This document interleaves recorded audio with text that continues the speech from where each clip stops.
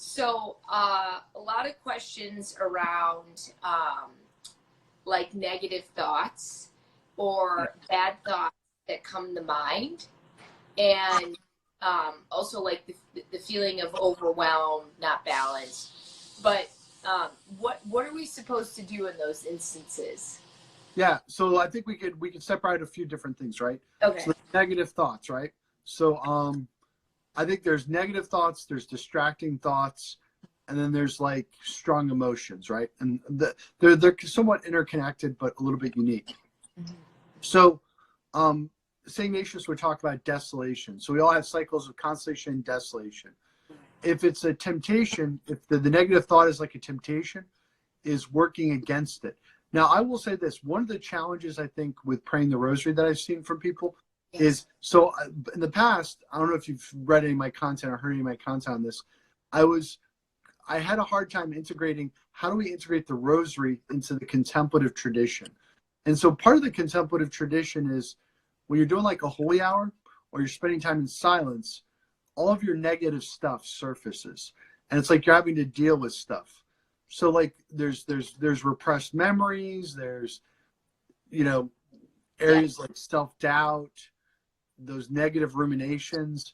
Like they come to the forefront and like you can kind of get them out or recognize them. Right. Yeah. And I would say what I would encourage people is, one of the dangers I think with the rosary is we want to meditate on the mystery, but sometimes you need to meditate on your own life. And you need to, while you're praying the rosary, explore what's going on inside, I would say. So just giving yourself a little bit of flexibility to maybe explore kind of some of the stuff that surfaces while you're praying the rosary. So that's one thing.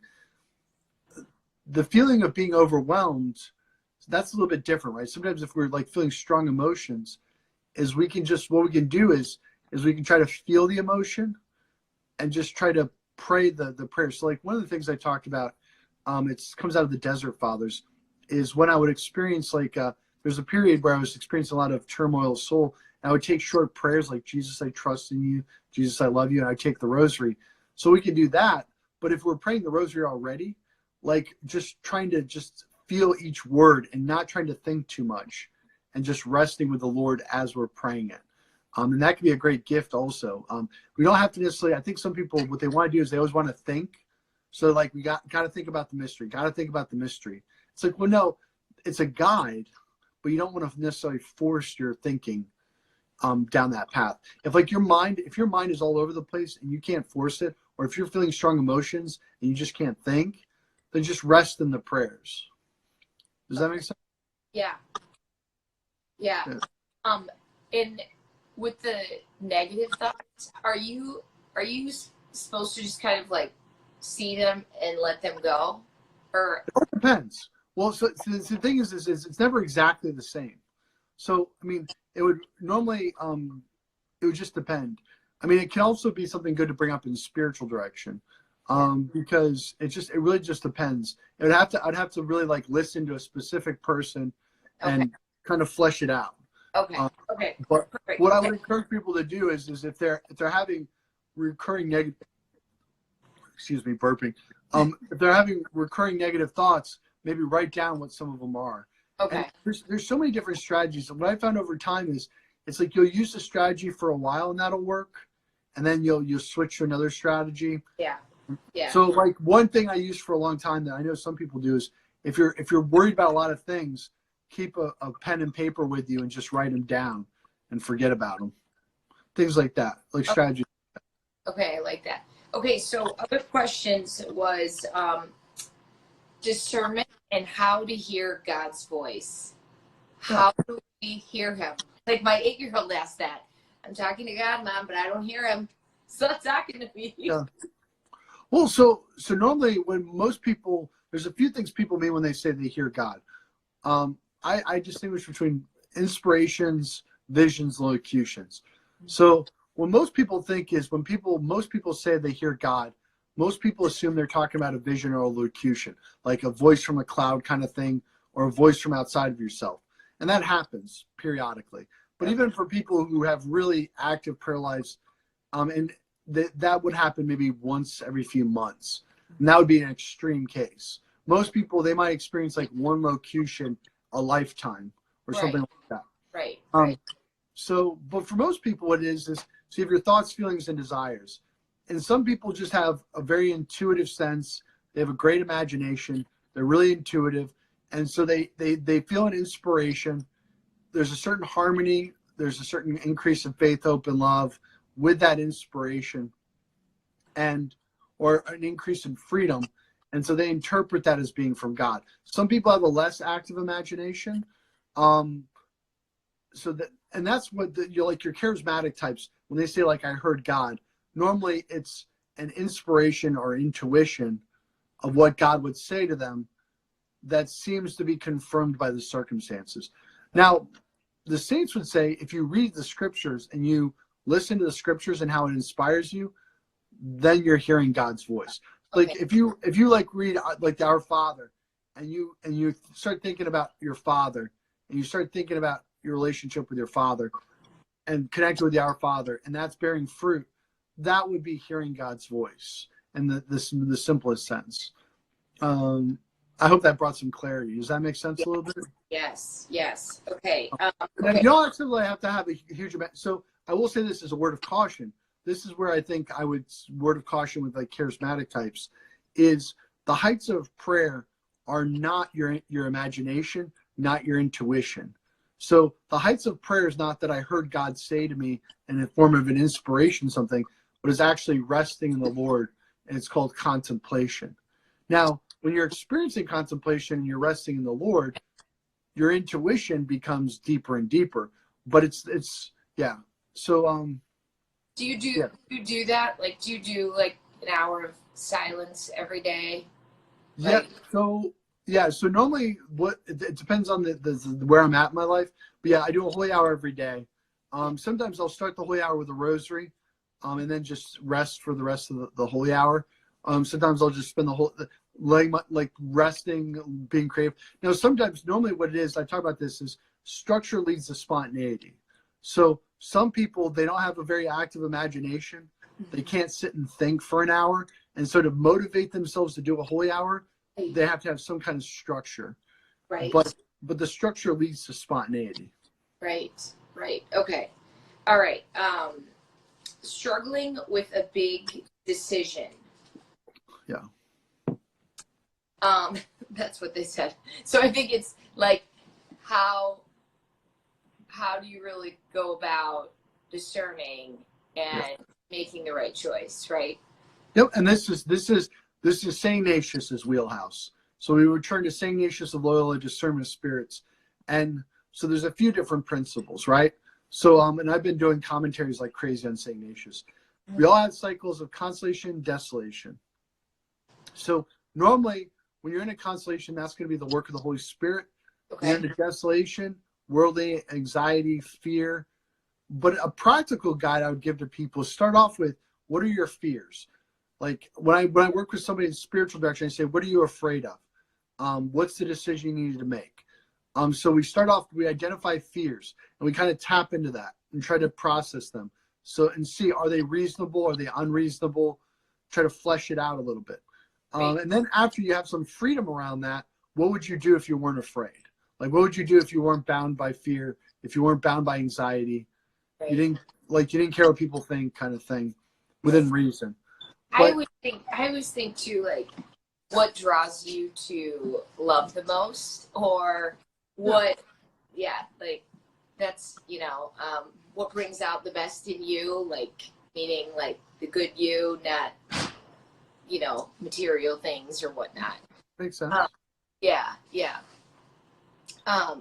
Okay. Yep. How to encourage kids or those that have left the church to keep going to Mass? I wonder what the age is. So Thinking like college, 20s. I think it's a little tough sometimes to say we're trying to get them to go to Mass. So this is like the whole. Are you familiar with Forming Intentional Disciples, Sherry Waddell? Yeah, I have that. It's a book, right? Yes. Yeah, it's a good book. I have the book. It creates a lot of content. So, it's about encountering Jesus Christ. Mm-hmm. So I think sometimes the danger can be is we're trying to get them to go to church, but really the deeper question is like helping them encounter Christ and experience conversion. Right. And trying to understand how conversion works. And I think people assume because somebody's going to church, they've experienced conversion, or that going to church is the best way to experience conversion. I think also everybody's a little bit different in like strategies. Like, so most of my family, most of my family at one point or another, like stepped away from the faith, except for my sister. But when my sister-in-law and my brother, when they came back into the faith, the starting thing was my sister has a reputation. She's the general, like that's what we call her. She was an army officer. And, I love that. Yeah, and so my brother and his wife weren't going to church, but if my sister called, like my sister-in-law would start praying a rosary to act like they were praying because she knew that my sister would grill them. So, I mean, I don't know if that's like, I would recommend that across the board. Yeah. With me, it was more subtle. Like it was less direct. And then, but this is another question. Why God doesn't answer big prayers for years? I totally get that, right? I think it's because we're looking for one answer, and his is always like way over years sometimes, you know? Yeah, exactly. Yeah. Yeah, I would, this is where I'd always say, like, let's flesh that out. Like, so what exactly is it? So I think we could flesh that out a little bit. Like, is it something related to health, a job? You know, I mean, I'm not saying like that we have to, but just like hypothetically. So I think one of the dangers, like,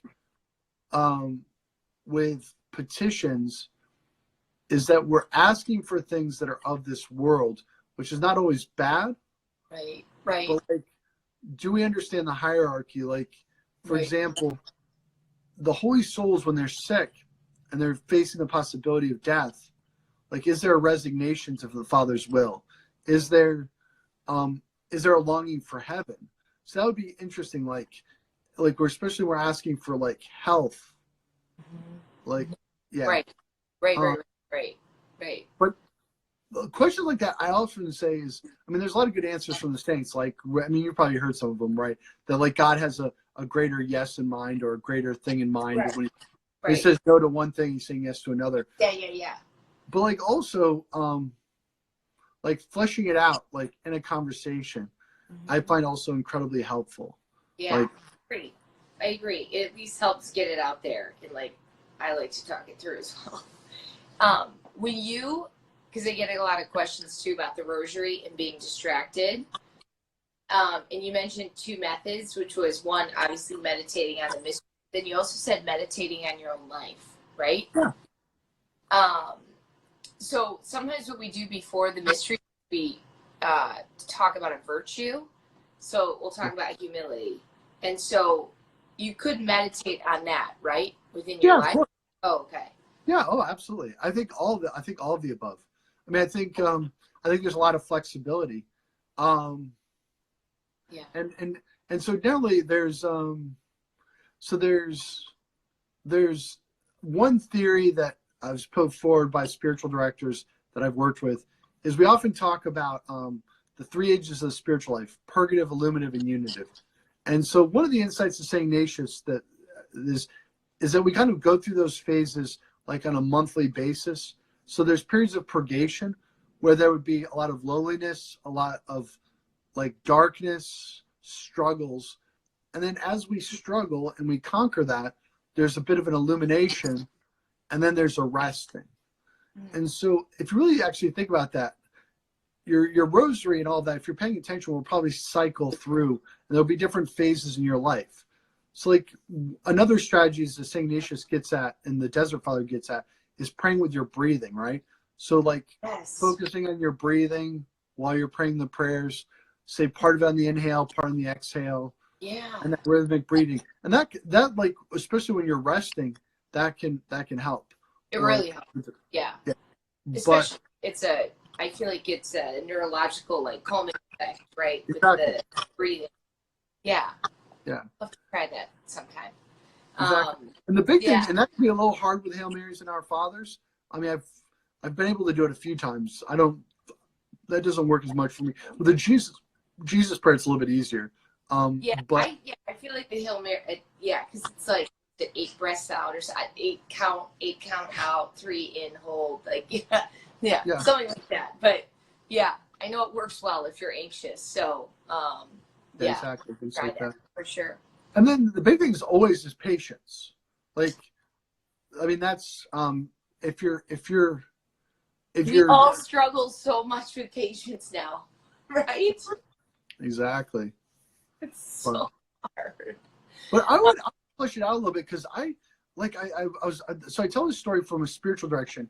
There's a fun spiritual direction with a family I'm close with, a husband I'm close with, the family, and I was talking with a guy and I said, if God gave you a vision during your rosary or like a locution or just even like an inspiration, you'd probably be mad because you had a plan on how your rosary would go. Like, so like it would really upset you. Like what, like I had a plan, you know what I'm saying? Right. Like be frustrated with it. And he laughed at me and he kind of agreed with that. Right. But like, that's the problem sometimes. It's like, we think we have like a plan of what we want. It's like, you got to be a little bit more receptive. I know. Yeah. You're right. Well, I feel like we like live in this society where like set goals, write out your life plan. What do you want? And like, actually, yeah, I mean, it's good to do, but really what matters is inside, right? Absolutely. Well, and actually there's actually a deeper point that you're alluding to. So if you ever read, have you ever heard of Catholic Mindfulness by Dr. Greg Bottaro? Oh, yes, we've had him on. He was on, I think it was in September he was on. Yes. Yeah, good friend of mine. So he talks about an active mode. This is like psychological, physiological, a doing mode versus a being mode or a resting mode. Mm-hmm. And so think about it. When do your best ideas come? Like in the shower, right? So when you're in that rested mode. So sometimes people, when they approach the rosary, they approach it with that doing mode mentality. Like, I have a goal, I have a plan, I'm going to get this done, I'm going to accomplish this goal. But actually, the more receptive being mode is where you're going to find inspiration. So like, let's say you're praying the rosary and you let go of your attention for a little while. And let's say your mind is floating around, you're just not worried about it. Sometimes that's where your best ideas are going to come. Because see, what it is that doing mode is like A plus B equals C equals D, right? That chain, that logical thinking. Right. The being mode is like you jump from A to Z, you jump from A to Z back to M, and then maybe you're on numbers or something, right? Yeah, 1, 2, 3. Yeah. That's how so but so you bounce all around. Yep. Yeah, totally. What's your favorite book? Ooh, that's tough. So many, probably. I mean, Saint John of the Cross is beloved. I've read Saint John of the Cross over and over again for like 15 years. Like the Ascent of Mount Carmel. Actually, I really like the Ascent of Mount Carmel.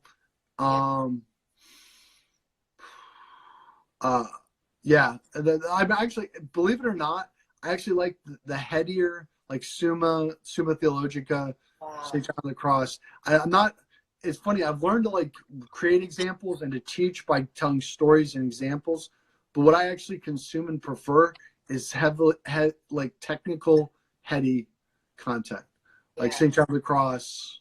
Yeah. St. Thomas of the Cross. It's heavy. I love the Carmelites, though. I love them so much. Yeah. St. Teresa and him. And like the Philokalia. Well, because people will say, "Oh, do you recommend I read it?" I'm like, I don't know if I recommend reading it. I mean, if you like it, you like it. Passage, yeah. Yeah. If you like it, you like it. But a lot of people probably much prefer like Ralph Martin's Fulfillment of All Desire or something like that. Totally. Well, this was so great. Thank you so much. Are you okay if I